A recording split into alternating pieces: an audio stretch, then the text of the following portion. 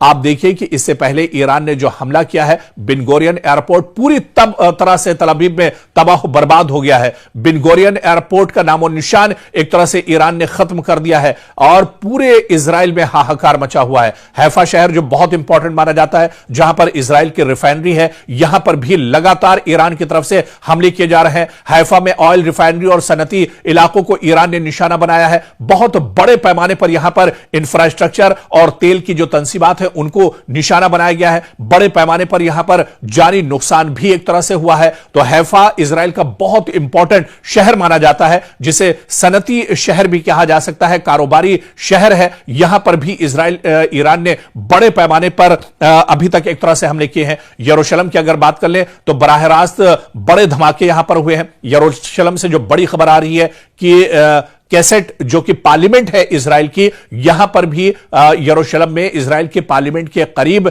Iran का missile आकर गिरा है और काफी ज्यादा नुकसान यहां पर हुआ है। और इससे पहले भी लगातार यरूशलेम को ईरान टारगेट करता रहा है, जहां मिसाइल के जरिए से, ड्रोन के जरिए से यहां पर लगातार हमले होते रहे। बहुत से लोग यहां पर भी जख्मी हुए हैं, कई लोग यहां पर मारे गए हैं। बड़े पैमाने पर इंफ्रास्ट्रक्चर को नुकसान पहुंचा है। बड़ी बड़ी इमारतें जो है इजराइल के अंदर एक तरह से जमीबोस गई है। और अब तक आप देखिए तो तकरीबन 15,000 यहूदी, 15,000 आईडीएफ के जवान, 15,000 इजराइल के सिक्योरिटी फोर्सेस जवान जो है तकरीबन अभी तक जख्मी हो चुके हैं और सैकड़ों इसमें मारे गए हैं। रिहायशी इमारतें तबाह बर्बाद हो गई हैं, गाड़ियों को बहुत ज्यादा नुकसान पहुंचा है, सड़कें और इंफ्रास्ट्रक्चर बहुत ज्यादा मुतासिर हुए हैं। हैफा में तेल की तंसीबात को नुकसान पहुंचा है। लाखों लोग इजराइल के अंदर, जिनकी तादाद तो आप जानते हैं कि लाखों में ही है, लाखों लोग शेल्टर्स में जाने पर मजबूर हैं। जैसे ही कोई अटैक होता है, पिछले कुछ घंटों में जिस तरह से ईरान ने रॉकेट और ड्रोन्स की बारिश कर दी है इजराइल के अंदर, ऐसे में लोग चिल्लाते, घबराते और चीखते पुकारते एक तरह से नजर आ रहे हैं। और लोगों के सामने कुछ नहीं होता है, फौरन वो एक तरह से शेल्टर के अंदर घुस जाते हैं और शेल्टर के अंदर ही पूरी पूरी रात, पूरा पूरा दिन इजराइल के लोगों का एक तरह से गुजरता है। तो लगातार हमले ईरान की तरफ से किए जा रहे हैं। हालांकि जो दूसरी तस्वीर और जो सच्चाई इस जंग की है कि इस जंग में ईरान का बहुत बड़े पैमाने पर नुकसान हो रहा है। आप देखिए कि अभी तक कई बड़े लीडर, चाहे ईरान के supreme leader Ayatollah Ali Khamenei की शहादत हो, अली लारिजानी की शहादत हो, या इसी तरह से ईरान के सुप्रीम लीडर अली लारिजानी साहब शहीद के जो करीबी थे, उनके जो घर वाले थे, उनके साथ जो बड़े अफसरान थे, उनकी काबीना में जो शामिल लीडरान थे, वो सब के सब एक तरह से इसमें शहीद हो गए। और इसके अलावा आम लोगों को भी इजराइल और अमेरिका टारगेट कर रहा है।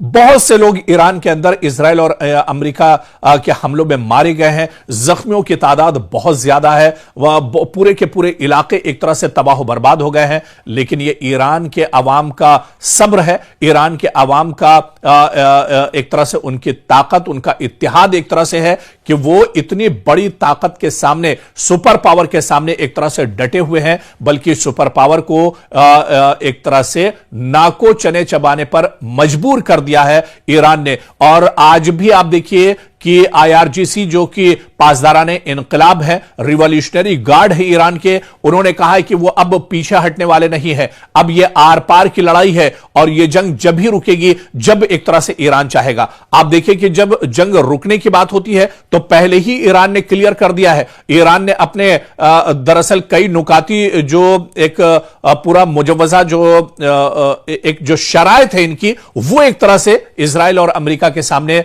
ईरान ने रख दी है और कहा कि अगर अमेरिका और इजराइल इन शर्तों को मानते हैं, डोनाल्ड ट्रंप अगर ईरान की शर्तों पर राजी होते हैं, तब तो यह जंग रुक सकती है, वरना यह जंग चलती रहेगी। और शराइत भी देखिए क्या है कि अभी तक की इस जंग में जो जंग ईरान के ऊपर थोपी गई है इजराइल और अमेरिका की तरफ से, इस जंग में जो नुकसान ईरान का हुआ है उसका पूरा का पूरा हर्जाना दिया जाए। दोबारा से यह मानकर चला जाए कि इस तरह की जंग ईरान पर नहीं थोपी जाएगी, पूरा इलाका जंग से महफूज रहेगा, यह दूसरी बड़ी शर्त है। और इसके अलावा यह कहा गया है कि पूरी तरह से एक तरह से जमानत दी जाए कि इस इलाके में अब मशरिक़ वुस्ता में इस तरह की जंग नहीं छेड़ी जाएगी।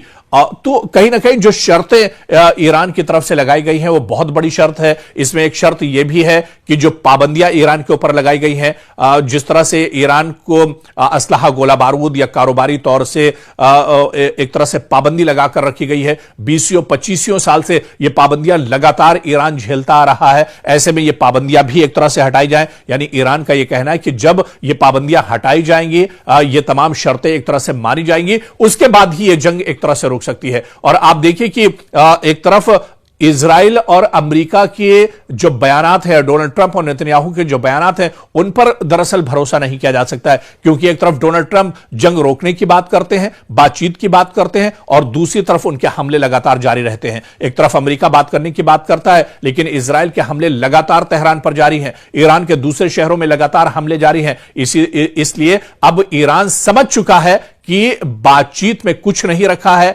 बातचीत दरअसल ये बातचीत का फायदा उठाते हैं, और जिस वक्त फरवरी के आखिर में यह जंग शुरू हुई, उस वक्त भी आप देखिए कि इजराइल, अमेरिका और ईरान के दरमियान बातचीत चल रही थी।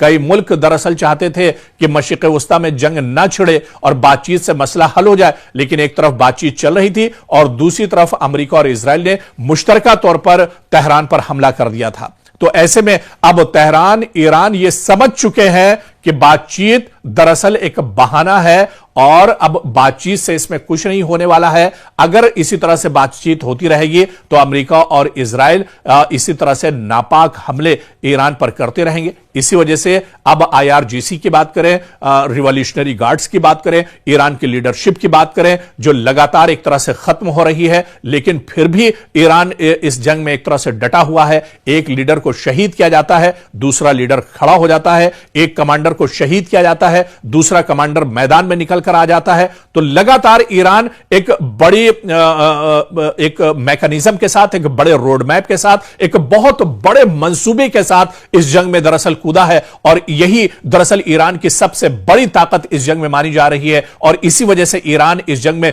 पूरे तौर से डटा हुआ है। तो लगातार आप देखिए कि ईद होने के बाद इन हमलों में तेजी आई है, और जिस तरह से ईरान ने कहा था कि वो रमजान के महीने में जंग नहीं करना चाहता है, रमजान के महीने में उसने हमले इतने शदीद नहीं किए थे, लेकिन जैसे ही रमजान का मुबारक महीना गुजरा, ईद खत्म हुई, और उसके बाद धमाकेदार, जोरदार और पूरी शिद्दत के साथ ईरान इजराइल पर हमले कर रहा है। लगातार यह हमले किए जा रहे हैं, और अब इजराइल के अंदर कोई शहर महफूज नहीं है। मशरिक़ वस्ता की हम बात कर रहे थे, मशरिक़ वस्ता में भी तकरीबन जहां जहां अमेरिका का इंफ्रास्ट्रक्चर है, अमेरिका के तंसीबात हैं, अमेरिका के सिक्योरिटी फोर्सेस के जवान जहां पर मौजूद हैं, जहां पर अमेरिका के एयरबेस है, उन्हें लगातार ईरान निशाना बना रहा है। अभी अभी जो बड़ी खबर सऊदी अरब से आ रही है, सऊदी अरब ने फिर दावा किया है कि ईरान के कई ड्रोन हमलों को इंटरसेप्ट किया गया है और उसे दरअसल बचा लिया गया है, यानी इन ड्रोन को गिरने से या फटने से या धमाका होने से पहले ही एक तरह से तबाह कर दिया है। यानी सऊदी अरब के अंदर रियाद में खासतौर से जहां जहां पर अमेरिका के एयरबेस हैं, अमेरिका के सिक्योरिटी फोर्सेस के जवान हैं, वहां पे निशाना बनाया जा रहा है। इसी तरह से इराक के अंदर बगदाद में जहां पर सबसे बड़ा जो सिफारती अमला है, सबसे बड़ी जो मशरिक़ वस्ता में एम्बेसी है, वो दरअसल बगदाद में है, जो बताया जाता है कि एक पूरा शहर दरअसल अमेरिका ने यहां पर बसा कर रखा है अपनी एम्बेसी में। उस एम्बेसी को लगातार निशाना बनाया जा रहा है। इसके अलावा अब कतर में हमले दरअसल रुके हैं।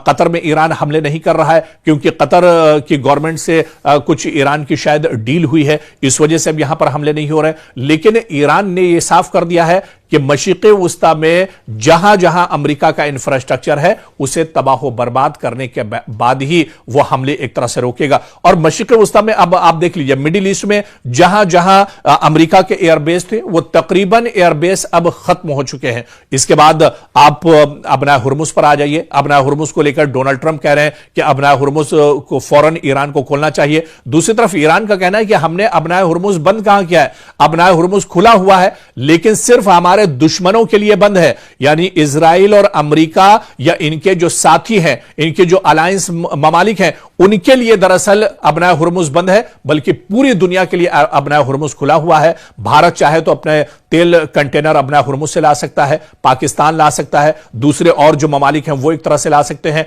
लेकिन सिर्फ दुश्मन के लिए यानी इजराइल और अमेरिका के लिए और उनके जो साथी ममालिक हैं उनके लिए अपना हुर्मुज पर एक तरह से ईरान ने पाबंदी लगाई है। और ईरान ने कहा है कि वो अपने कदम पीछे हटाने वाला नहीं है, बल्कि ईरान ने अब एक तरह से टोल प्लाजा बना दिया है पूरे अपना हुर्मुज को, यानी अपना हुर्मुज से गुजरना है तो टोल टैक्स आप दीजिए, आप उसकी अदायगी कीजिए, पैसे दीजिए और उसके बाद आप यहां से गुजर जाइए। लेकिन सबसे बड़ा जो दर्द-ए-सर अपना हुर्मुज पर बना हुआ है वो दरअसल अमेरिका के लिए है, वो इजराइल के लिए है और पूरी दुनिया में कहीं ना कहीं ऑयल एंड गैस और एनर्जी को लेकर हाहाकार मचा हुआ है। खुद हिंदुस्तान के वजीर आजम नरेंद्र मोदी ने राज्यसभा में बोलते हुए कहा कि अगर यह जंग और दिन जारी रहती है तो आने वाले दिनों में हालात और ज्यादा बिगड़ेंगे, आने वाले दिनों में एनर्जी और गैस और तेल की जो किल्लत एक तरह से पैदा हो सकती है। और डोनाल्ड ट्रंप इसे बहुत अच्छे से समझ रहे हैं। अमेरिका में भी गैस और ऑयल और पेट्रोलियम की कमी हो रही है। एक तरह से इजराइल भी कहीं ना कहीं परेशान है। इजराइल के हैफा में जो रिफाइनरी है उसे एक तरह से ईरान ने नाकारा बना दिया है। तो कुल मिलाकर जो सूरत हाल है वो बहुत भयानक, बहुत खतरनाक सूरत हाल एक तरह से है और ईरान भरपूर तरीके से हमले कर रहा है। दुश्मन ने सोचा नहीं था कि ईरान इतनी मजबूती के साथ हमले करेगा और अब इस जंग में बुरी तरह से इजराइल और अमेरिका फंस चुके हैं और इन्हें निकलने का रास्ता इस जंग से नहीं मिल पा रहा है।